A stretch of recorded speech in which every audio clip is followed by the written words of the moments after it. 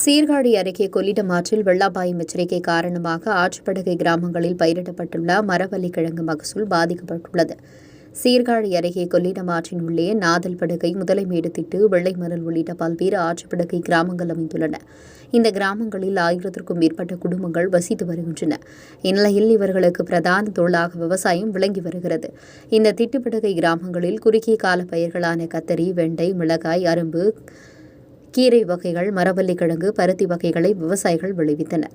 இந்நிலையில் கொள்ளிடம் ஆற்றில் ஒவ்வொரு ஆண்டும் ஏற்படும் வெள்ளத்தால் இந்த பயிர் வகைகள் அனைத்தும் பாதிக்கப்பட்டு வருகின்றன. கடந்த ஆண்டு வெள்ளம் வராத சூழ்நிலையில் இந்த ஆண்டும் வெள்ளம் வராது என்ற நம்பிக்கையில் குறுகிய கால பயிர்களை விவசாயிகள் பயிரிட்டு இருந்தனர். இந்நிலையில் காவிரி நீர்பிடிப்பு பகுதியில் பெய்து வரும் கனமழை காரணமாக மேட்டூர் அணையிலிருந்து உபரிநீர் கடந்த சில நாட்களாக திறக்கப்பட்டு வருகிறது. இந்த உபரிநீரின் திறப்பு அளவு அதிகரித்து வருவதால் கொள்ளிடம் ஆற்றில் வெள்ள அபாய எச்சரிக்கை விடுக்கப்பட்டது. இதனால் சீர்காழி அடுத்த அருகே உள்ள திட்டுப்படுகை கிராம மக்கள் கவலையடைந்தனர். இந்நிலையில் இந்த திட்டுப்படுகை கிராமங்களில் சுமார் 60 ஏக்கர் நிலப்பரப்பில் மரவள்ளி கிழங்கு சாகுபடி விவசாயிகள் செய்து வந்தனர். இந்த மரவள்ளி கிழங்கை 1 ஏக்கர் நிலப்பரப்பில் விளைவித்து அறுவடை செய்வதற்கு 40,000 வரை செலவு செய்துள்ளனர்.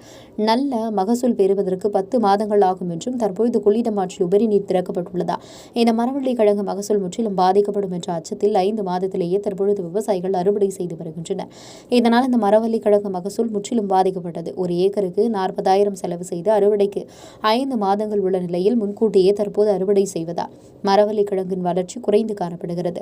வளர்ச்சி குன்றிய இந்த கிழங்கை விவசாயிகள் குறைந்த விலைக்கு எடுத்து செல்வதால் 20,000 மட்டுமே கிடைப்பதாக கவலை தெரிவித்துள்ளனர். உங்கள் பகுதியில் உடனுக்குடன் முக்கிய செய்திகள் உங்கள் விரல் நுனியில் காண எங்கள் தவசி நியூஸ் 24 சேனலை காண தவறாதீர்கள். உங்கள் சீர்காழி செய்தியாளர் சாமி பத்மநாபன், உங்கள் தவசி ரமேஷ். இல்லைங்க, எங்களுக்கு 7 நாள் ஓடி இருக்கு. 7 நாள்னா 3 மாசம் தொடர்ந்து ஓடி இருக்கு. எங்களுக்கு வாரம் எங்களுக்கு வெள்ளம் ஓடி இருக்குங்க. இந்த விவசாயத்துக்கு ஒரு எதுவுமே ஒரு நிவாரணமா எதுவுமே எங்களுக்கு கொடுக்கல. இப்ப ஒரு வெண்டையை போட்டு கிளப்புறோம், ஒரு மிளகாய வச்சு கிளப்புறோம்னா 3 மாசத்துல அதை 1 மாசம் தான் எங்களுக்கு பயிர். அது அழிஞ்சு போகுது. தண்ணி அதுக்கு உரிய நிவாரணம் எங்களுக்கு எதுவுமே கொடுக்கல. ஒரு சோளம் போடுறாங்க பாருங்க, இது 10 மாசம் உள்ள பயிர். இது இந்த மரளிக்கிழங்கு இதை நாங்க 5-6 மாசத்துல வெட்டுறோம். இதுக்கு நாங்க செலவு பண்ண காசு கூட எங்களுக்கு வரமாட்டேங்குது. அதனால எங்களுக்கு இந்த கவர்மெண்ட் பார்த்து எங்களுக்கு ஏதாவது ஒரு இழப்பீடு ஏதாவது கொடுக்கணும். ஒன்றும் கொடுக்க மாட்டாங்க. எங்களை வெள்ளம் வந்ததுன்னு கேட்டீங்கன்னா எங்களுக்கு புயல் பாதுகாப்பு மையம் கட்டித்தரேன்னு சொன்னாங்க. அணையில கொண்டு டென்ட்டை போட்டு உட்கார வச்சுட்டு போயிடுறாங்க. கவர்மெண்ட் அனுமந்தபுரத்துல இருந்து சாப்பாடு வருது, ஒரு குடி தண்ணியா எதுமா எங்களுக்கு கிடையாது. இந்த அணையில தான் நாங்க தங்குற இடமே எங்களுக்கு.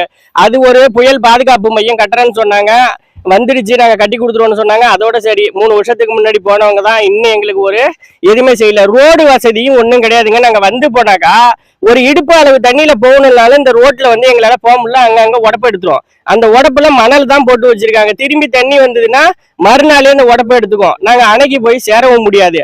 அந்த ரோடு வசதியும் எங்களுக்கு செஞ்சு கொடுக்குறேன்னாங்க, அந்த வசதியும் செஞ்சு கொடுக்கல. எங்களுக்கு ஒரு வசதியுமே கிடையாது. போன வெள்ளத்துல எங்களுக்கு அந்த இழப்பீடு நிவாரணம் கொடுக்கணும்னு சொன்னாங்க. அரும்பு செடி போச்சு, மருளி போச்சு, சோளம் போச்சு, வெண்டை, கத்திரி எல்லாமே போச்சு. அதுக்கு நிவாரணம் தரேன்னு சொன்னாங்க. அந்த நிவாரணம் கூட எங்களுக்கு சேரலிங்க. ஏதாவது இப்ப வர்ற வெள்ளத்துக்காவது நாங்க பாதிக்கப்பட்டதான் போறோம். எல்லாமே மாசல் பண்ணி வச்சிருக்கோம். அதுக்கு நல்ல ஒரு இழப்பீடு எங்களுக்கு கொடுக்கணும். இந்த கவர்மெண்ட் ஏதாவது ஒரு இழப்பீடு எங்களுக்கு கொடுத்தா தானே எங்களுக்கும் விவசாயம் பண்ற எங்களுக்கும் ஒரு இதாகுங்க. எந்த ஒரு இதுவுமே செய்ய மாட்டேங்கிறாங்க. அதெல்லாம் பார்த்து எங்களுக்கு ஏதாவது ஒரு இழப்பீடு, எங்களுக்கு ஒரு ஏதாவது செஞ்சு கொடுங்க. இந்த வருஷம் வெள்ளம் வந்தாலும். கிராமம் மயிலாடுதுறை மாவட்டத்தில் கட்பட்டது, கொள்ளிடம் ஊராட்சியில் கட்பட்டது. அன்னைக்கு வடபுறத்தில், கொள்ளிடம் அன்னைக்கு வடபுறத்தில் உட்கிராமம். இதில் பெரும்பாலும் தோட்டக்கலை பயிர் அதிகமாக, இது பூஞ்செடி, மல்லி செடி, முல்லை செடி, மரவள்ளி கிழங்கு, பருத்தி இதெல்லாம் தான் நாங்கள் சாகுபடி பண்ணி அதை அறுவடை பண்ணிட்டு இருக்கிறோம். வருஷம் எங்களுக்கு கார்த்திகை மார்கழியில், புரட்டாசி கார்த்திகை மார்கழியில் தான் வெள்ளம் வரும். இந்த ஒரு 2-3 வருஷமா ஆடி மாசத்துல வர்றதுனால நாங்கள் விட்ட பயிர் பூரா சேதம் அடைஞ்சிடுது. எங்களுக்கு வாங்கி போடுற முதல்ல பேர் பாதி கூட தர மாட்டேங்குது. அதுமாரி சூழ்நிலை இருக்குது. இந்த மரவள்ளி மாசத்துல 10 மாசத்துல வெட்டக்கூடியது நாங்கள் 5 மாசத்துல வெட்ட முடிய சூழ்நிலைக்கு வந்துச்சு.